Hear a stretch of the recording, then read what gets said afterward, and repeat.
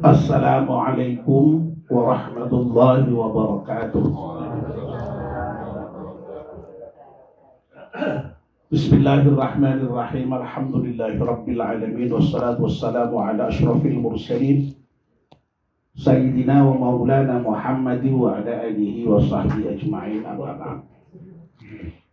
Ibu-ibu, bapak-bapak dan saudara-saudara sekalian, wabil khusus Bapak Budi R. Setianto beserta keluarga, khususnya Mas, siapa suaminya Mbak Afi itu? Mas Mustaqim ya, dan Mbak Afi yang sedang berbahagia karena sedang hamil 4 bulan, yang kita hormati. Alhamdulillah, kita panjatkan syukur kepada Allah Subhanahu wa Ta'ala yang pada malam hari ini atas limpahan rahmat dan nikmatnya kita semua bisa hadir di dalamnya Pak Budi ini dalam rangka pengajian keluarga Sakinah. Tapi sekaligus ini ada momen khusus, yaitu momen tasyakuran dan doa dalam rangka kehamilan Mbak Afi yang memasuki usia 4 bulan, yang sering kita sebut dengan selamatan ngapati itu ya. Tentu saja tidak ada lain ya, kehadiran kita di sini ini dimohon doanya untuk Mbak Afi agar supaya kehamilan Mbak Afi ini selamat ya.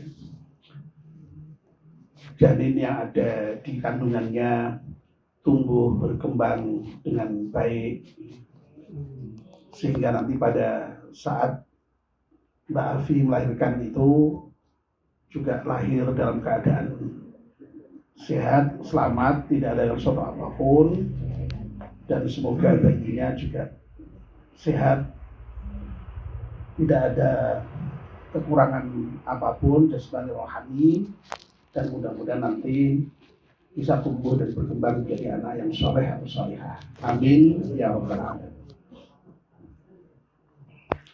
Bapak dan ibu-ibu, saya kira semua kita sudah tahu ya bahwa sebenarnya memang tidak ada perintah yang secara khusus kalau usia kehamilan 4 bulan kita harus mengadakan selamatan lalu diikuti dengan makan bersama seperti ini ya. Tidak ada apa namanya, katakanlah perintahnya secara langsung, bahwa kemudian para ulama terdahulu kemudian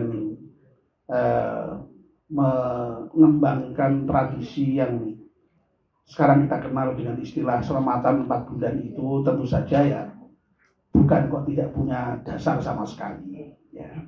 Pasti ada dasarnya ya. Dasar yang sering disebut terkait dengan upacara selamatan 4 bulan ini adalah hadis Nabi yang merupakan hadis yang sahih, yang diantaranya disebutkan di dalam kitab Arba'in Nawawiyah ya. Kitab Arba'in Nawawiyah itu kumpulan hadis sahih yang paling kecil ya, karena isinya hanya sekitar 40 hadis saja, tapi memang itu hadis-hadis yang sangat boleh dikatakan penting-penting, sehingga dikompilasi menjadi 40 hadis sehingga disebut dengan kitab Arba'in Nawawiyah, kitab hadis yang isinya 40 yang dikarang oleh Imam Nawawi. Bukan dikarang loh, hadis kok dikarang, yang kumpulkan ya, dalam satu kitab oleh Imam Nawawi. Nah, di antara hadis yang terdapat dalam kitab Arba'in Nawawiyah itu yang merupakan hadis sahih ya, itu kan menginformasikan kepada kita bahwa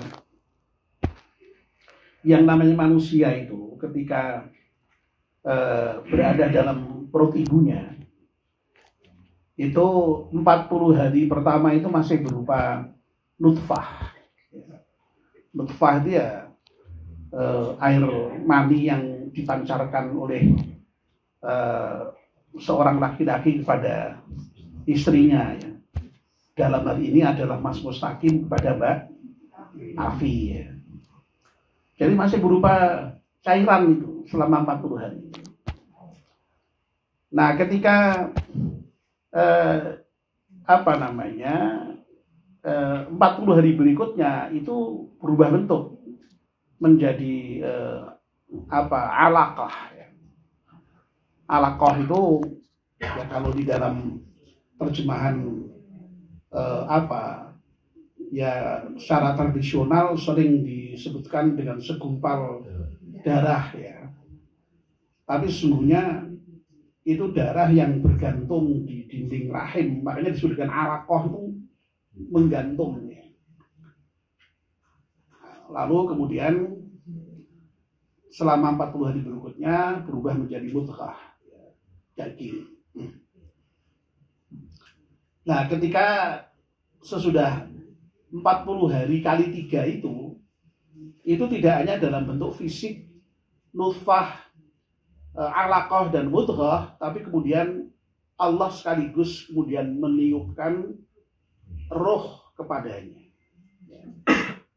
Oleh karena itu yang namanya manusia itu memang makhluk yang sering disebut dengan makhluk bidimensional, makhluk dengan 2 dimensi ya. Ada unsur raga tapi juga ada unsur jiwa itu, roh itu yang ditiupkan oleh Allah Subhanahu wa taala. Jadi tidak hanya sekedar raga saja, ada roh di dalam manusia yang Allah tiupkan kepadanya ketika janin itu berusia 40 kali 3 di dalam kandungan. Nah, itu berarti kalau dihitung 40 kali 3 itu berapa? 120. 120 itu berarti sama dengan berapa? Sama dengan 4 bulan. Ya, nah, itulah dari situ itu kemudian lalu dikembangkan tradisi ketika bayi usia 4 bulan itu diadakan selamatan ngapati itu dalam rangka usia 4 bulan. Nah, ketika malaikat meniupkan roh itu sekaligus oleh Allah diperintahkan untuk mencatat 4 hal terkait dengan janin itu ya. Bikatbi rizqihi ya. Lalu kemudian wa ajalihi wa amalihi wa syaqiyyun aw sa'id. Jadi rizkinya sudah dicatat ya. Ajalnya sudah dicatat ya. Lalu amalnya juga sudah dicatat, bahkan sampai nanti dia nasibnya akan celaka atau bahagia itu sudah juga dicatat ketika janin berusia 120 hari. Nah, hadis inilah yang kemudian biasanya digunakan untuk sekali lagi tadi menunjukkan ajaran tentang adanya takdir Allah yang sudah ditetapkan sedemikian rupa dalam diri manusia itu. Nah, sehingga dengan diadakannya upacara selamatan 4 bulan kelahiran seorang perempuan ya, yang tentu saja merupakan hasil dari perkawinan itu yang pertama tentu saja ya ekspresi rasa syukur ya. Syukur oleh Allah sudah diberi calon keturunan ya, karena belum keturunan, belum lahir gitu. Masih calon berupa janin, belum berupa bayi yang lahir ya. Itu sudah disyukuri itu ya. Soalnya ya memang kalau berjalan normal janin yang 4 bulan itu setelah diberi roh terus kemudian tumbuh berkembang sampai pada saatnya kurang lebih 9 bulan dia akan lahir ya dari perut ibunya itu. Melalui apa? Ya yang tradisional melalui bagian depan itu, tapi sekarang sudah banyak ya ibu-ibu yang tidak mau lewat situ ya. Tidak tahu alasannya apa, ya ada yang alasan medis, tapi juga ada yang alasan estetis atau alasan apa itu, pilih kemudian yang model bedah sesar itu ya. Gitu. Jadi intinya adalah bahwa anak itu disyukuri karena itu betul-betul merupakan nikmat Allah Subhanahu wa taala. Ya. Betul-betul merupakan nikmat Allah, pemberian Allah. Loh kok begitu? Iya, loh nyatanya ada kok ya, sudah menikah bertahun-tahun belum diberi karunia anak. Loh berarti kan menunjukkan bahwa itu betul-betul pemberian Allah. Loh kalau misalnya anak itu kok kemudian karena Mas Mustaqim dewe no ya. Mungkin sudah kemarin ya, atau kepengen dibentuk yang bagaimana ya, itu kan karena PDW, tapi kan enggak, di luar kemampuan kita itu. Makanya itu betul-betul nikmat Allah itu, sehingga memang sekali harus disyukuri. Nah disyukuri itu kalau memang biasanya prosesnya normal ya. Tapi kadang-kadang ada orang yang hamil ya malah justru apa namanya, tidak syukur ya karena nuwun sewu ya, hamil apa istilahnya di luar apa ya, ya pokoknya hamil di luar ketentuan lah ya, begitulah ya begitu ya. Nyatanya jadi sekali lagi masya Allah, jadi harus disyukuri memang itu, harus disyukuri kalau normal itu, kalau normal ya, harus disyukuri. Jadi baru ketahuan hamil saja itu sudah harus bersyukur ya, alhamdulillah hamil ya. Tapi kalau yang tidak benar tadi kan mesti ketahuan hamil, wah bingungnya setengah mati kan ya, setengah mati, beda memang ya. Makanya kalau tadi saya katakan kalau berjalan normal itu bisa disyukuri, jadi disyukuri ya. Ekspresi syukur ya kemudian ini dengan melakukan tasyakuran ya, mengundang tetangga kanan kiri untuk apa namanya ya, sepatutnya menikmati hidangan ini baik ya. Wong karena memberikan makan kepada orang lain itu merupakan perbuatan yang juga memang utama dan diajarkan dalam Islam. In'amut ta'am itu memberikan makan itu baik ya. Bahkan kemarin saya baru saja ngaji di masjid itu ya, Sayyidina Ali itu dikenal sebagai orang yang sangat menghormati tamu. Itu saben hari itu nyembelih onta itu, dan itu disediakan untuk umum. Saben hari silahkan datang ya untuk makan di dalamnya Sayyidina Ali. Terus sampai begitu ya. Satu lagi Nabi Ibrahim itu beliau tidak akan makan kalau tidak bersama dengan orang lain. Sehingga kalau mau makan kok tidak ada temannya, itu sampai harus cari itu ya, orang yang diajak makan bersama itu sampai jalan 2 mil itu untuk mencarinya itu. Ya, 2 mil itu berarti berapa kilo itu ya? Lebih dari 2 kilo berarti ya. Ya. Lebih dari 2 kilo, baru kan 2 kilo kok nggak ketemu ya sudah pulang. Tapi kalau belum masih terus tuh beliau mencari itu ya. Ya kita ini ya mungkin agak susah gitu ya untuk bisa nonton sampai segitu itu. Tapi kita jadi tadi itu ya. Kalau suatu ketika ya syukuran, undang teman, syukuran, undang sanak saudara, syukuran, undang handai tolan, syukuran, undang tetangga ya. Kalau tidak sempat syukuran ya biasanya kita bisa dengan memberikan bingkisan. Itu kan tradisi yang sangat bagus di dalam rangka mengembangkan apa yang disebut dengan it'amut ta'am, itu memberikan makanan ya. Nah di samping syukuran tentu saja tadi itu ekspresi rasa apa ya, penghambaan diri kita kepada Allah, bahwa kita ini hamba yang sangat lemah, ya, yang segalanya itu bergantung pada kehendak Allah, pada kekuasaan Allah.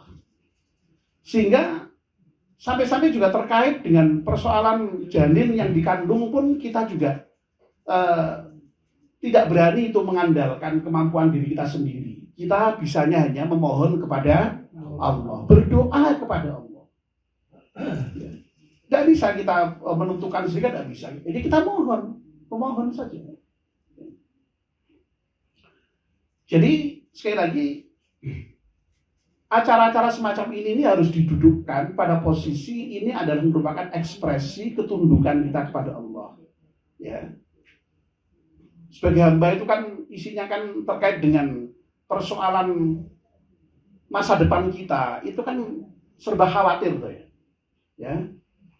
Menikah, ya, khawatir jodoh yang sudah dipilih itu cocok apa enggak, ya, nanti keluarganya itu baik apa enggak, khawatir kita. Lalu apa yang dilakukan? Ya hanya berdoa tuh. Makanya waktu menikah juga kita selamatan juga berdoa, mohon macam-macam terkait dengan pernikahan itu, ya. Waktu hamil seperti ini berdoa lagi karena ada kekhawatiran terkait dengan janin yang dikandung itu nanti bagaimana kita mohonkan kepada Allah lagi. Ya. Nanti pada saat lahir doa lagi, doa lagi. Ya. Jadi orang Jawa itu sebenarnya bagus itu ya, dengan konsep selamatan itu bagus itu. Itu kan doa mohon selamat toh ya. Selamatan itu sebenarnya doa mohon selamat. Untuk keselamatan dalam segala hal tadi. Kawin doa selamat. Ya. Ini hamil ya 4 bulan doa selamat. Mau melahirkan 7 bulan doa selamat lagi. Lahir akikah juga doa lagi. Ya. Nanti anaknya sudah agak besar khitan selamatan lagi. Nanti nikah selamatan lagi, terus begitu ya. Sampai dengan ketika wafat sekalipun juga selamatan, mohon selamat di alam kuburnya nanti sampai akhirat nanti. Luar biasa sebenarnya itu. Nah itu semua sekali lagi harus diletakkan di dalam kerangka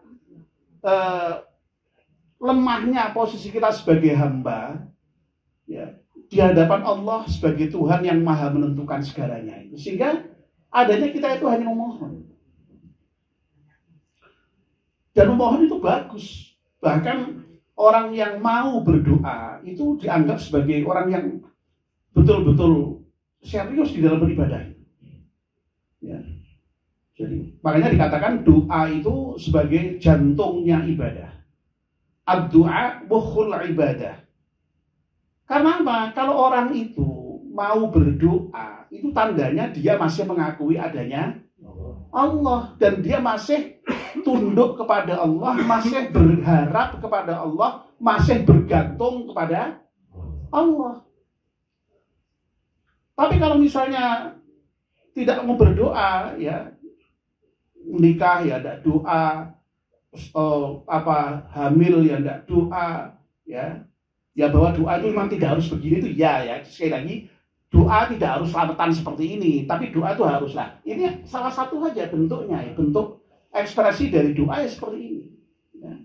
Tidak cukup banyak doa sendiri, tapi minta didoakan oleh handai tolan, sanak saudara, tonggo teparu. Ya. Saya sudah berkali-kali mengatakan, ya doa dari orang lain itu memang kita harapkan, sebab kita tidak tahu. Ya. Yang dikabulkan itu doanya siapa tidak tahu. Mungkin malah doanya Pak Solihan tadi yang mimpin tidak dikabulkan mungkin. Tapi doanya aminnya Pak Tono yang dikabulkan. Tidak tahu kita. Ya. Atau doanya Mbak Vivi sendiri tidak tahu kita. Ya. Atau doanya Pak D-nya Pak nggih? Nah, Pak D-nya Mbak Afi tidak tahu kita. Itulah saudara kita oleh Rasulullah minta untuk sering-sering minta didoakan orang lain.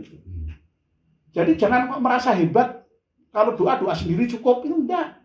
Oleh Rasulullah kita dianjurkan untuk meminta didoakan oleh orang lain. Karena apa? Ya tadi itu, karena doa orang lain itu, ya orang yang sebanyak ini, ya mudah-mudahan lah ada 1-2 yang dikabulkan lah ya. Kalau toh tidak semua dikabulkan, mudah-mudahan 1-2 aja sudah cukup. Gitu. Ya, itu.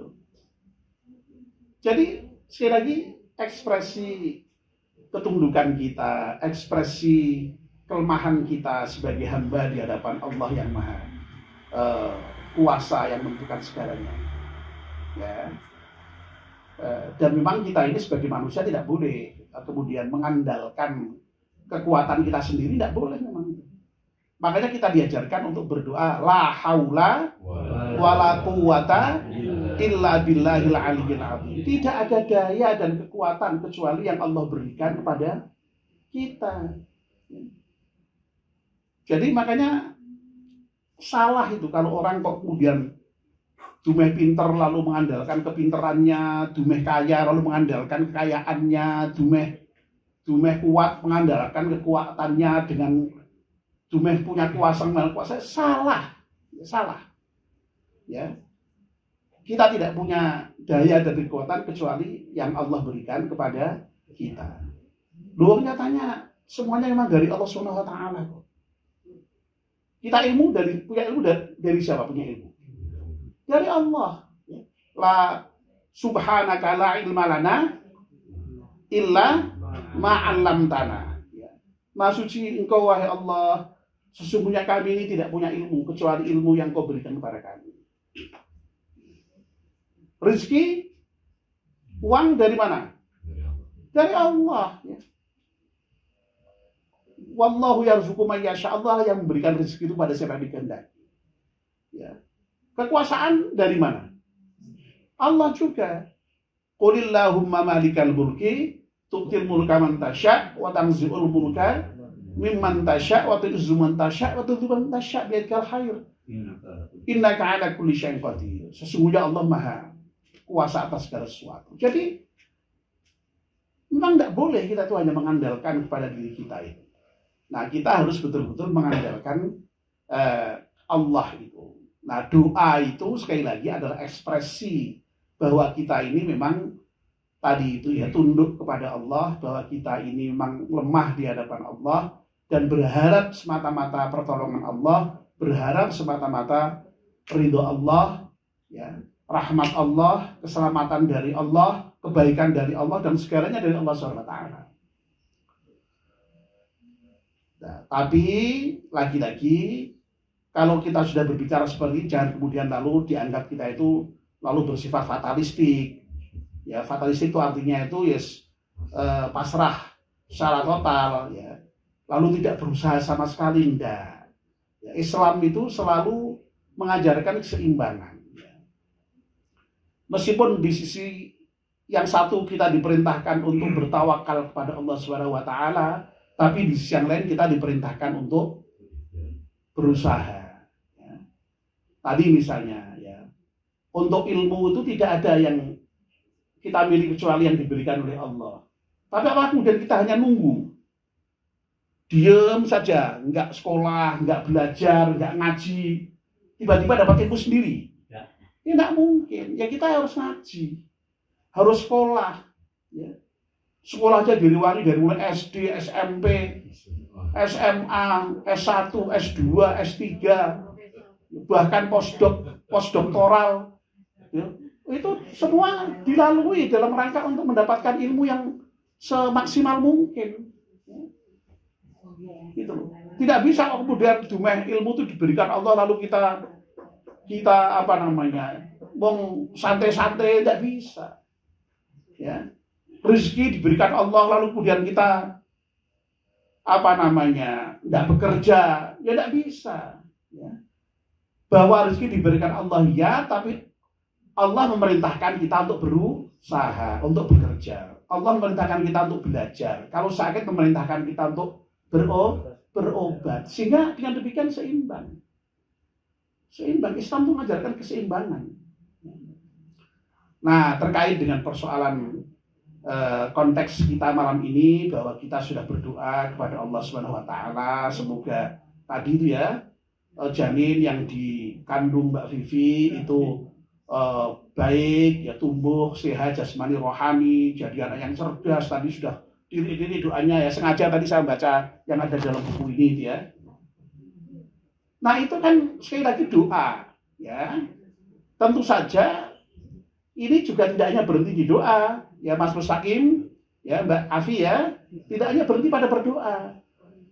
Untuk nanti betul-betul menjadikan anak Mbak Afi itu menjadi anak yang soleh atau solihah, itu tentu harus dengan usaha yang sungguh-sungguh dari Mas Mustaqim dan dari Mbak Afi.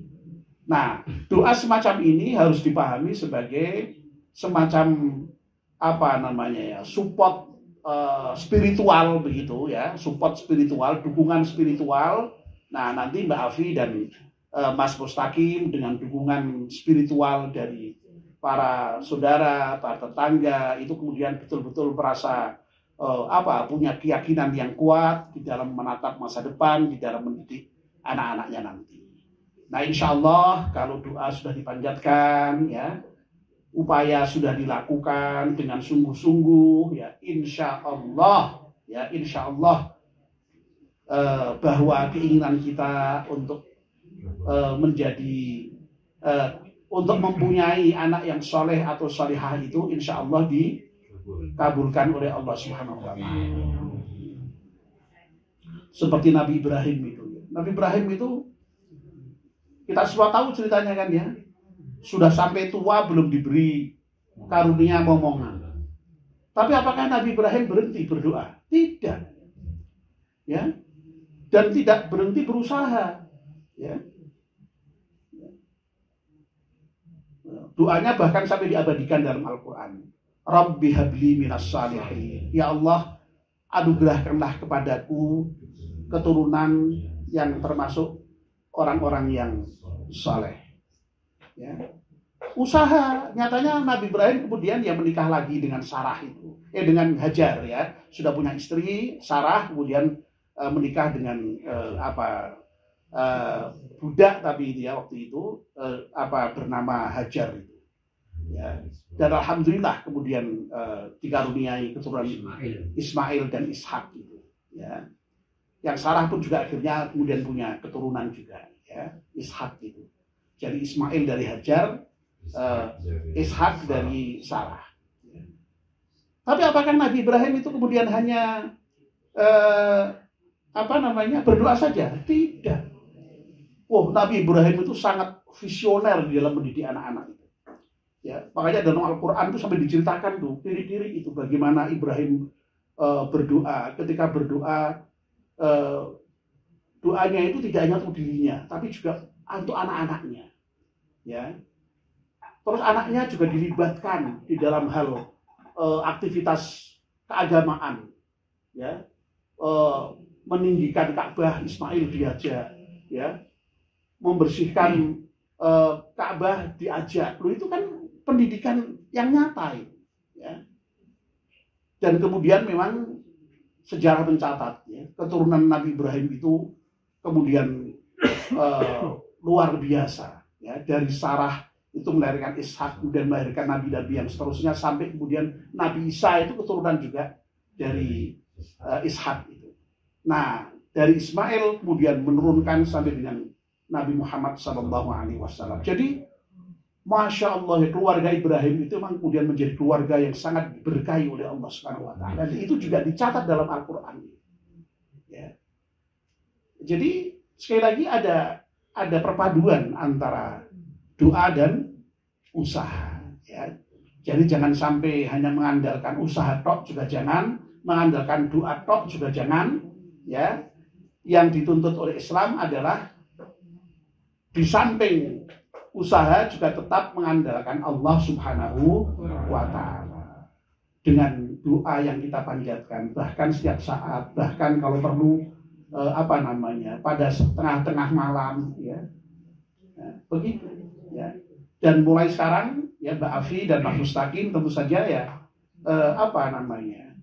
sudah mulai mendidik anak itu, karena pendidikan sekarang itu harus sudah mulai dari prenatal sebelum kelahiran, ya. Nah, seperti ini bagian dari pendidikan sebenarnya bayi. Mudah-mudahan janin yang dikandung di kandungan Mbak Afi itu ini merasakan ini ya. Kalau di rumah ini orang berzikir, berdoa, mendoakan dia, mudah-mudahan merasakan. Ya, dan mudah-mudahan punya impact, punya pengaruh yang kuat terhadap janin itu. Ya, Mbak Afi mulai banyak baca Quran, banyak berzikir, banyak sholat, ya. Menghindari perbuatan-perbuatan yang dilarang. Lu orang Jawa itu kan kalau sudah hamil katanya kan tidak boleh apa ya, misalnya, tidak boleh apa yang menyakiti binatang aja tidak boleh, menyakiti binatang aja tidak boleh. Lo apalagi menyakiti manusia, lo begitu lo pemahamannya itu ya. Jangan kok kalau menyakiti binatang tidak berani, tapi menyakiti manusia berani, jangan begitu. Ya. Ya. Jadi maknanya itu sebenarnya kalau sudah hamil itu supaya dijaga semuanya, ya, jangan sampai berbuat yang tidak baik, perbuatannya yang baik-baik saja supaya itu nanti berpengaruh pada janinnya itu menjadi janin yang tumbuh dengan baik. Nah, kita doakan semoga Mbak Afi siap mental ya. Jadi menikah itu harus siap mental, apalagi kalau sudah hamil harus sudah lebih siap lagi. Apalagi nanti kalau sudah melahirkan lebih siap lagi. Ya. Jadi tuntutan orang tua itu semakin lama semakin berat, tidak ada rampungnya. Betul ya Bu ya? Sekarang sakit Bu, Pak sekarang sakit ya, tidak ada rampungnya. Ya, baru hamil, waduh hamil kerkoso ya. Waduh, kalau wis lahir enak, lo jebule lahir repot meneh ya. Ngurusi popok, ngurusi waduh, iki engko nak rada iso mlaku, baru mlaku tambah rekoso meneh, ngetutke mlayu nang tekan ngendi-endi. Waduh, engko nak misale engko nak wis sekolah malah keterke sekolah saben dina dadi istilahnya apa saiki iki? Tukang apa iki?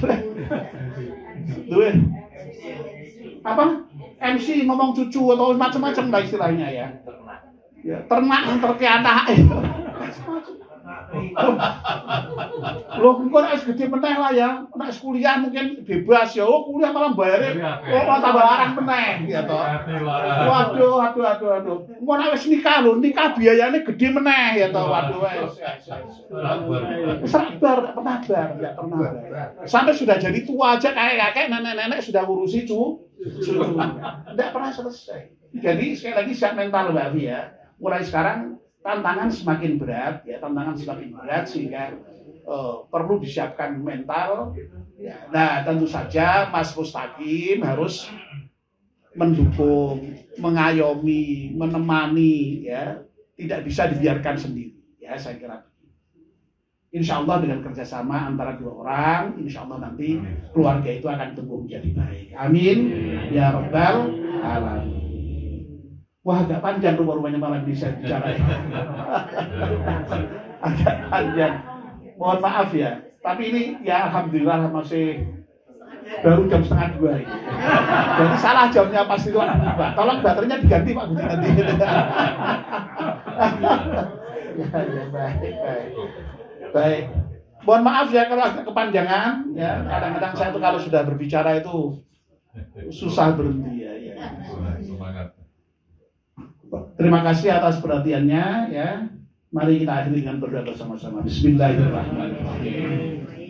Wal 'asri innal insana lafi khusrin illa alladziina aamanu wa 'amilus shalihati wa tawassaw bil haqqi wa tawassaw bis sabr. Subhanakallahumma wa bihamdika asyhadu an la ilaha illa anta astaghfiruka wa atubu ilaik. Wassalamualaikum warahmatullahi wabarakatuh.